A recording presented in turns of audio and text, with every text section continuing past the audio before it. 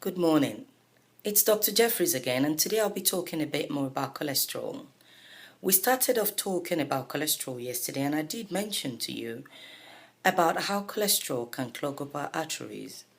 When it clogs up the arteries that takes blood to the heart, that causes a heart attack. And when it clogs up the arteries that take blood to the brain, that causes a stroke. A few people have sent in questions asking me, why do we have cholesterol anyway? We must have cholesterol.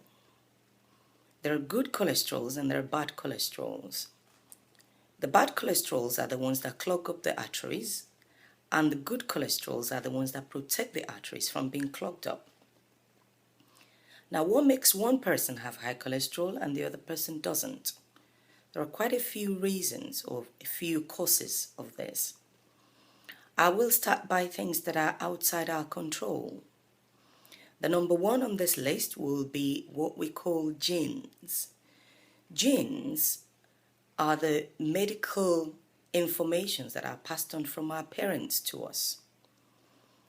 The information passed on from your parents to you decide the shape of your nose, probably the color of your teeth, the color of your eyes, how tall and how short you are. The same way you have this information that helps to decide those things is the same way you have an information that tells your body how to handle or to process the cholesterol that you eat. Now, having said that, there are a few things that you can control. For instance, what goes in your mouth. It is recommended that if you have minimum of 5 portions of fruits and vegetables a day, that will reduce the chance of you having a high cholesterol. Now, the vegetables have got fats in them, but the fat is not too bad in the sense that it is one of the good ones that can protect your heart. Also, we recommend that people do exercise. And people tell me when we talk about exercise, they say, oh, I do take walks. And I recommend to people, I said, your walk is not an exercise if it doesn't make you sweat or if it doesn't increase your heart rate to at least twice of what it is.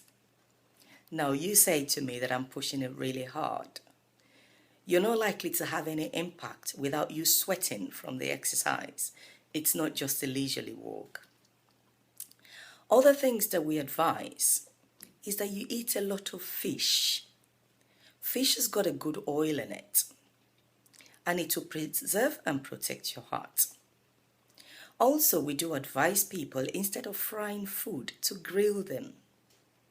You can roast, you can bake, you can grill. And if you must fry, look for the oil that's got the vegetable content, not the one that has got the fatty content. Examples of this would include rapeseed oil and olive oil.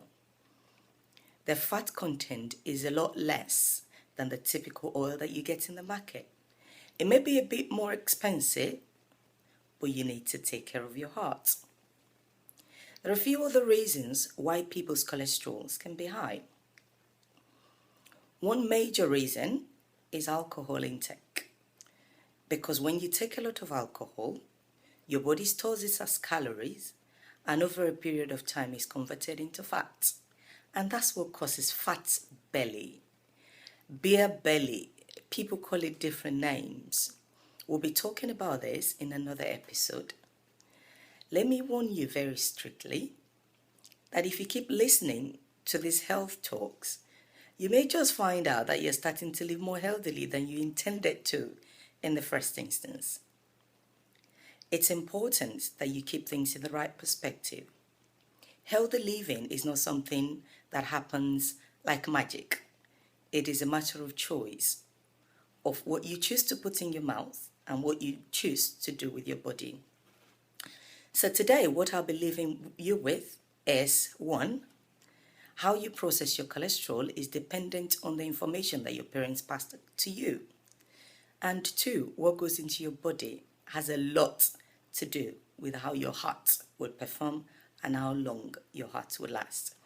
Until next time, on behalf of Thy Precious Jewels UK, it's Dr. Jeffries. Good morning.